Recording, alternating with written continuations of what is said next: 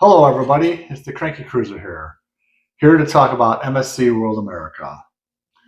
A caveat before we go, I did have a mishap with my cell phone in the water slide, and I did lose a lot of content, unfortunately. So I'm cobbling together the content I have left, but I hope you stick with us because I think I've got some great tips and some great information for you. So without further ado, the MSC World America. The embarkation was smooth. They have a really nice cruise terminal for MSC now, their own cruise terminal, and it's cool. It's clean. It's nice. When you get there, you get a number. I don't know if it's related to your actual sign up time that you signed up for at some point, your embarkation time. We got an earlier definitely than our embarkation time. I think we had a 12:30 p.m. and we got in about 11. I think they give you a number, and the yacht club area they kind of go first, and then at some point your number gets called. And we certainly weren't the first of the yacht club, not non-yacht club people to go. Well, it was pretty fast. We were on the ship. I said I remember. I feel like we were walking in at 11:15, 11:20. I think our original time was 12:30, so yeah, I was pretty happy with it.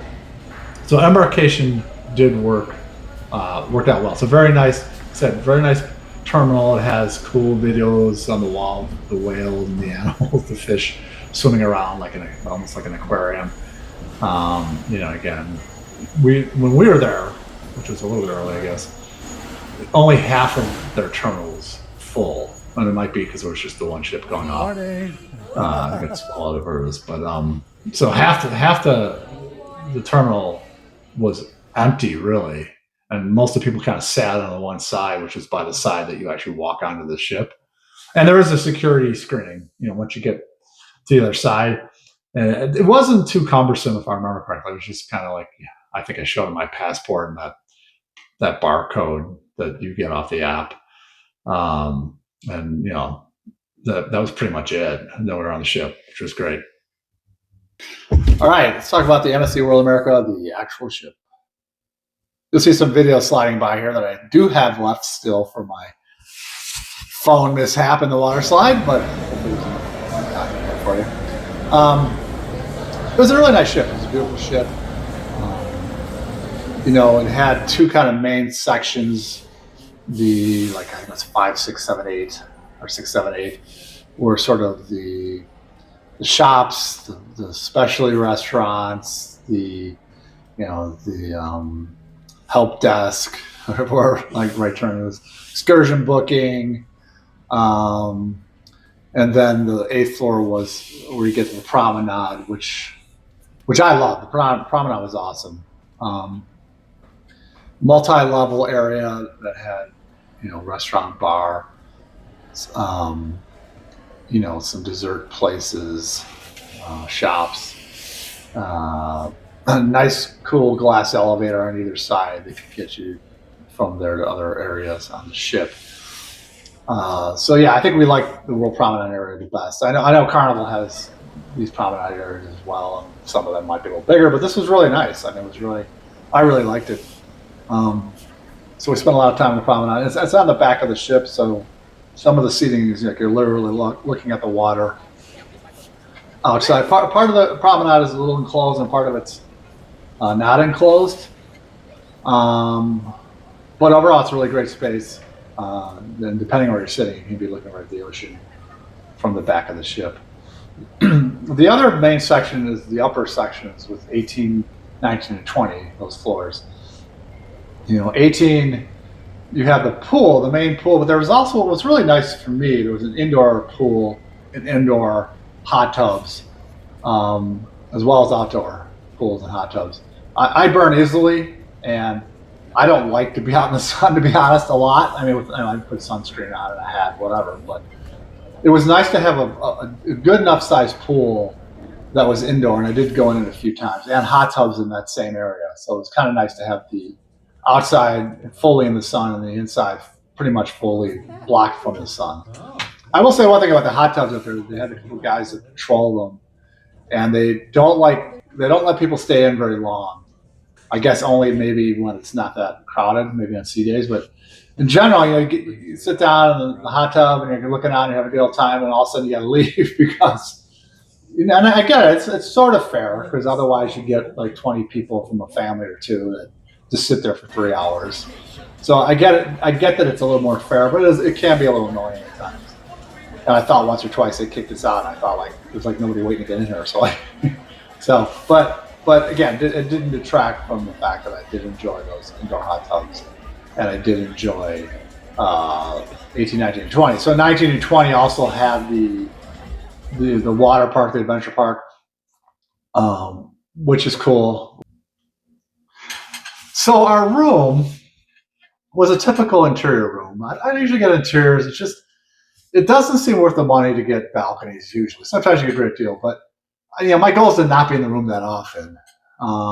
So to me, that almost seems like a waste of money to pay a lot more for a balcony room. So we had an interior room, and it was typical. It was, they're never very big, and it wasn't super big, but it wasn't big. There was plenty of room. So again, I would say it's a typical standard room. We ended up being pretty close to an elevator. The first day we embarked on embarkation day, I came from a different direction. It was a really long walk from the elevator. I'm thinking this is going to be a real pain. As it turned out, we discovered if we went out the other direction from our door, not too far down was an exit to a different elevator. And that was pretty close. And that worked out great. That would be my hot tip from the room section. Try to get fairly close to an elevator. I don't know if you want to be right next to an elevator, depending on the ship's layout, but being close to an elevator worked out great. I mean, we could get to, a lot of stuff was on 6, 7, 8, or up higher on the 18th floor. For example, 18, 19, 20. We could quickly get to the elevator and go either direction. Food was good. If you start with the main dining room, the food was good. I mean, I wouldn't put it any better than, say, Carnival, which I went on last. But it was good. This is the main dining room. They definitely had entrees that I liked. I liked the beef tenderloin was good. I had southern chicken, which was really good. Unfortunately, the southern chicken they only had one day, and they had just the regular fried chicken, which was decent. The fried chicken was kind of bland, but the southern chicken was very good. And they had a bunch of other, I'm a meat and potatoes kind of guy. I had a bunch of other meaty entrees that I did like. The starters were okay. There were definitely some that were good. There was an artichoke dip that was really good. A couple other ones as well that I liked. And the desserts, again, were decent. They had grandma's chocolate cake sort of became my daily dessert. And usually I tried to find one dessert on a cruise ship that I will eat every dinner. And then a lot of times I'll pair it with a second dessert. Like in Carnival, it's the molten cake, which I do like better than the grandma's chocolate cake on MSC. It's a good cake, don't get me wrong, but it wasn't like better than other cakes I've had in the past. So overall, I'd say the main dining rooms were good.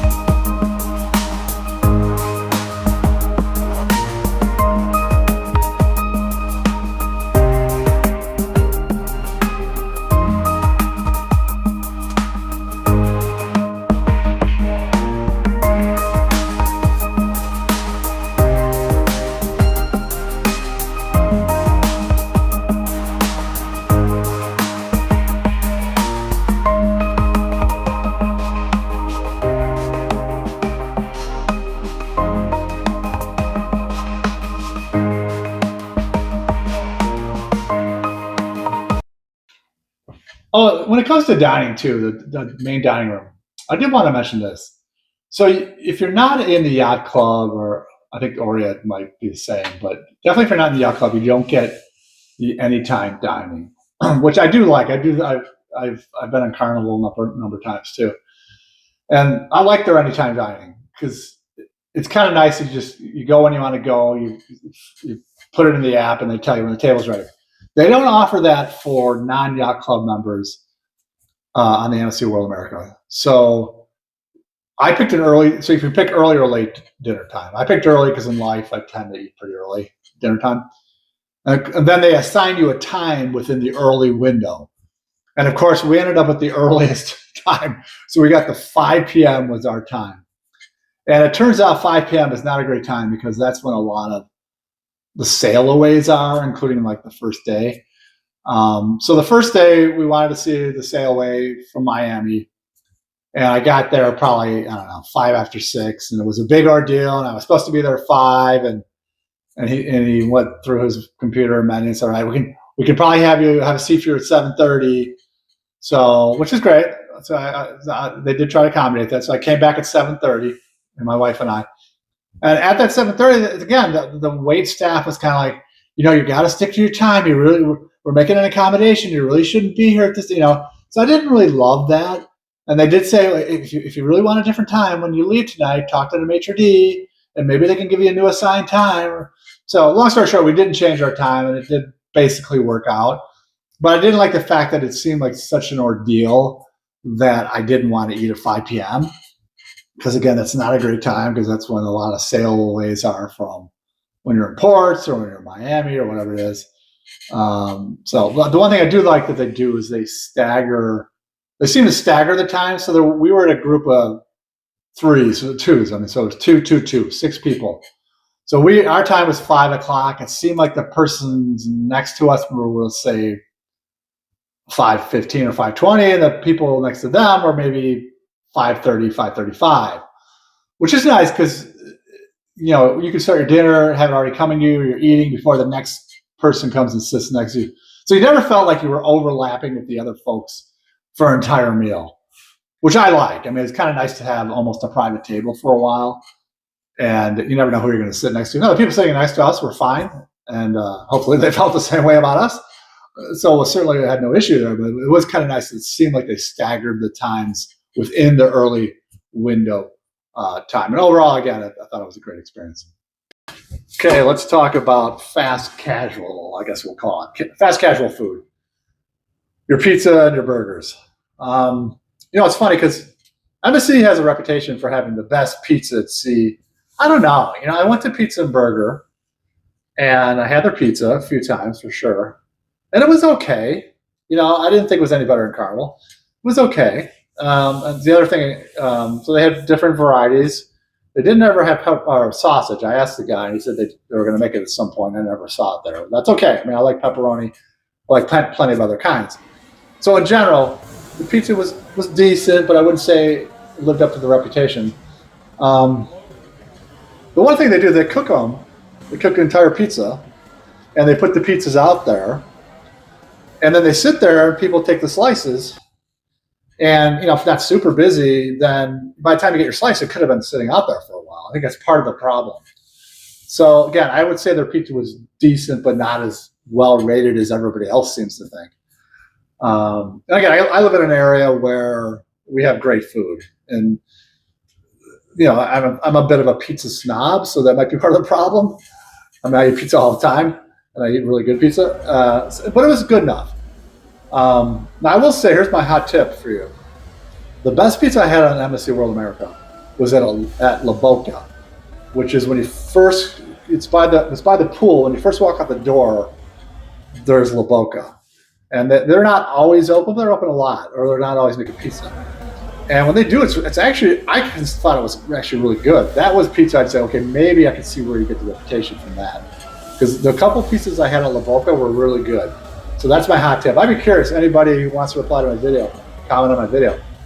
Let me know what you think, if you agree with that. I mean, I thought the Pizza Burger pizza was okay. The La Boca pizza was pretty good.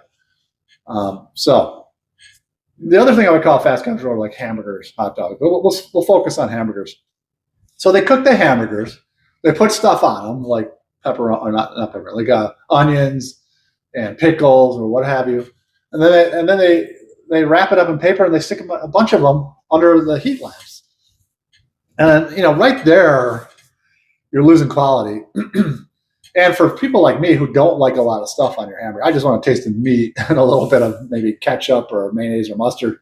It's really difficult to get a burger that is made the way you want it.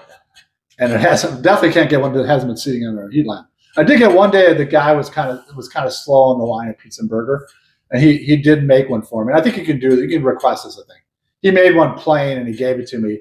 Then I put ketchup on it or whatever, and it was pretty good. The meat was pretty good, but in general, I do not like the way they do their hamburgers there. I mean, to have them sit out with a bunch of stuff on it, that doesn't satisfy a lot of people. And I know I'm probably pickier than a lot of people, but so I would definitely rate the Carnival Guys burgers much higher.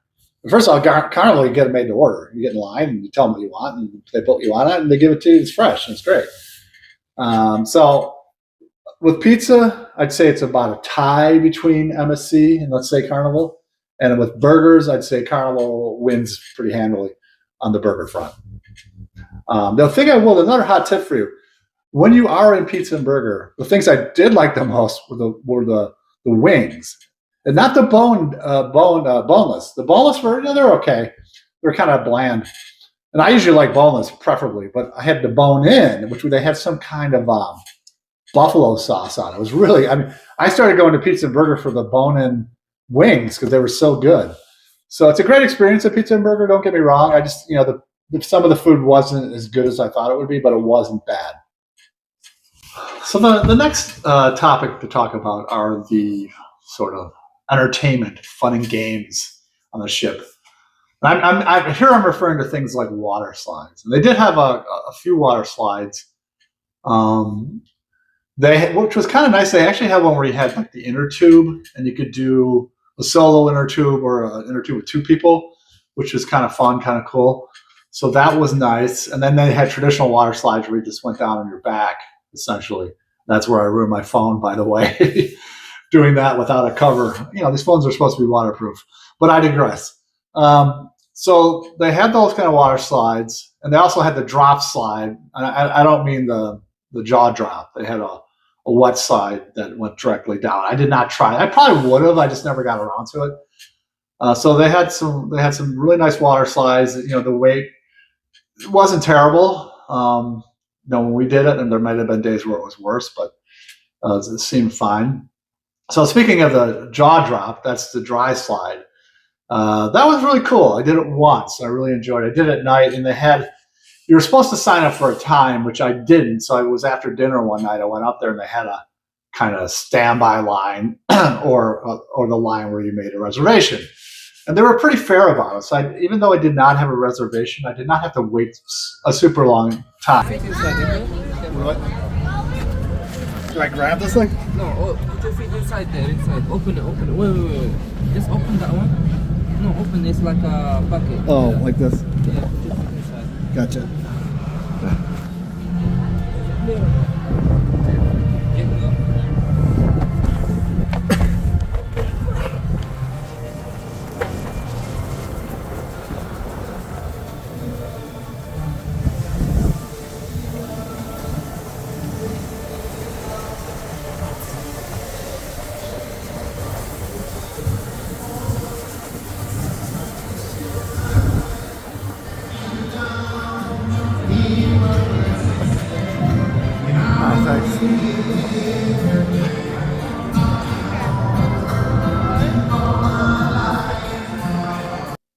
And the cliffhanger, which was cool, the big swing. It's funny because we actually did it when we were on Ocean Key, and it was really cool to do it that way. I thought. I mean, to be able to be on this big swing way up high there on the might have been the 20th floor, and look down at Ocean Key while it was swinging was pretty cool. I'll be honest, I do not have a fear of heights in general, but when it started swinging fast, I did get a little, vertigo or something. So this is from a guy, like when it was not moving or moving slowly, it was fine. I could sit there and look from the 20th floor down at Ocean Key and thought it was cool. Once it started really going, I did get a little something. So if you have any kind of fear of heights, just kind of keep that in mind. But other than that, it was a great experience. I would recommend doing it at Ocean Key or doing it in Miami when you're still there, because they started doing it. I think they might have waited right till we left port. I can't remember. They might have been doing it before we left port, but they were definitely doing it in Miami as well. And again, it'd be cool to look at that while you're on this. So that was a good experience. I wanted to mention special mention for a couple of dessert places I went. There was Sweet Temptations, which is at the very back of the promenade, right by the ocean. It's kind of nice. They had these crazy shakes, crazy gelato shakes. And the one I got was Fluffernutter or something, and it was just really good. It was not only was it really good, you could watch them make it. I'm going to put the TikTok video on after this. You could watch them make it, and then the one of the guys actually brought it out. I was sitting outside. They brought it out to me. Nice presentation. It was an excellent gelato shake. So I definitely recommend getting some there. I think it was, gosh, I want to say $14, which I guess that sounds like a lot, but it's really big. And to me, that was worth the money because I like that kind of stuff. And we also went to Jean Philippe, and they had a bunch of sundaes there. So Jean Philippe was the chocolatier, and they had a really great selection of sundaes. And again, they had a really nice decadent chocolate sundae that I purchased there. I think it was a similar price point, $10 to $14, but worth it. I love my chocolatey desserts, and again, I have a video for that I created, and I'll add both of those to this section to give you a little better idea. But I wanted to at least special mention those.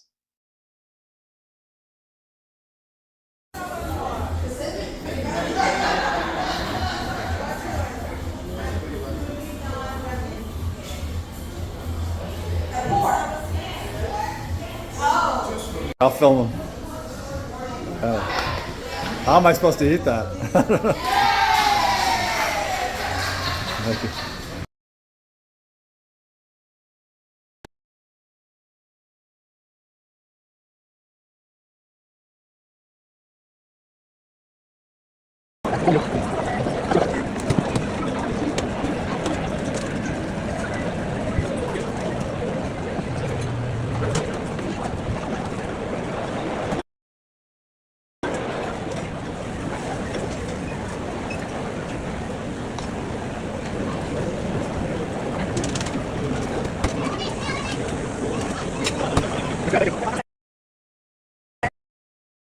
Speaking of Ocean Key was great. It was a really good time that we had there. And, we got there right away. We got out there pretty early, but not the first people out there. We got out there early for sure.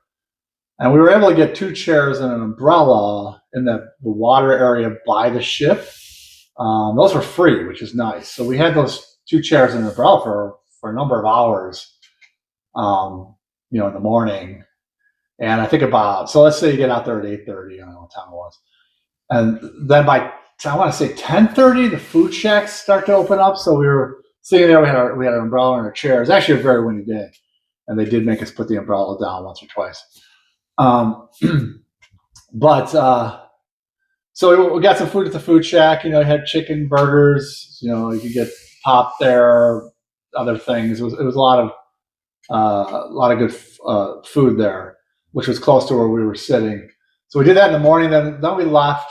We did the cliffhanger. We came back, and we went to the other sort of side of the Ocean Key, and it has another big body of water, and it's pretty shallow. It's kind of nice. I'm a pretty tall person. I could have walked from one side to the other without being underwater fully. I should have. I didn't. I went about halfway, stopped, just kind of hung out in the water.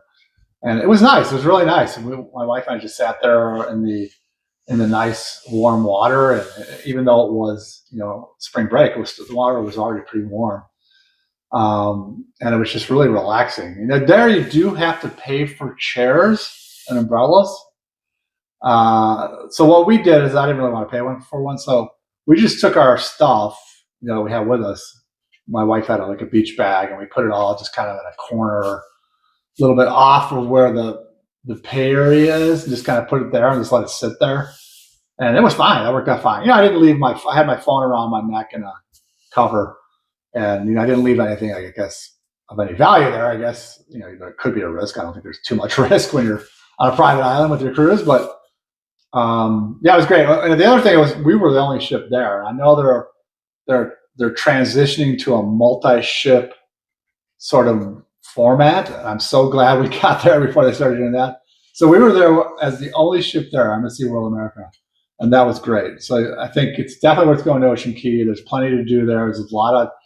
There's a couple big bodies of water that you can hang out around, and you can walk, from one end to the other. It's actually pretty big. So they have golf carts that'll take you if you want to. We use the golf cart once or twice. That they drive. You can't drive them, but they have a number of them that just like circling the island constantly, so you can jump on one and go to wherever you want to go on the other side of the island. So Ocean Key was definitely was definitely great and definitely worth it. I want to briefly talk about shows. We did go and see Cinesonic and Queen Symphonic, both of which were very good shows. I did really like the entertainment at MSC. Again, I compared to Carnival, which I was on not too long ago. I think the entertainment is a little stronger on MSC. The Carnival is good too, don't get me wrong, but I think the MSC was really strong, particularly the Queen Symphonic. Really enjoyed that. I've always liked the music of Queen, so you're a little worried how's the cruise ship show going to be, but it was actually very good. I really thought they did a great job. I think they did the songs justice. They had a couple primary singers in that one. It was a guy and a gal, and depending on which song it was, probably related to their vocal range. One would do one, and one would do the other. But they both sounded very good, and all the songs they sang, they did pretty much a greatest hits list of Queen, which was nice. So yeah, Queen Symphonic was a great show. It was definitely worth seeing. Cinesonic was good too. Their venues are good as well. You don't feel like you're too crowded. You can, have a drink down there or whatever you want to do. Just a great time. The shows were enjoyable and definitely worth seeing a couple while you're on there. In closing, thank you for watching this video. I apologize. I had the mishap with my phone in the water slide. I won't do that again. So I did lose a lot of my content, unfortunately. So I was able to take what I did still have on my phone and what my wife had on her phone and put together. And hopefully this is a video that you found useful. I'll be on Carnival Celebration pretty soon, and I'll make sure I have a lot of great videos when I put that review together. But again, I appreciate you watching this video. Thank you, the Cranky Cruiser.